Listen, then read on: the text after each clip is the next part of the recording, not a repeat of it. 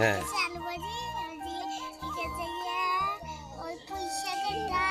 হ্যাঁ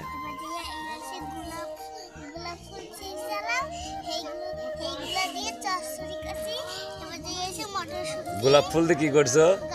চরচরি করছো?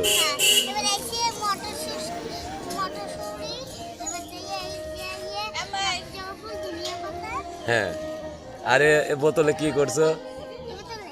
হ্যাঁ হলদি মরিচ। তাকাও এইদিকে। তাহলে তোমার নাম কি? আয়শা পিয়া পুতুল। তুমি দাঁড়াও। আরে কিরা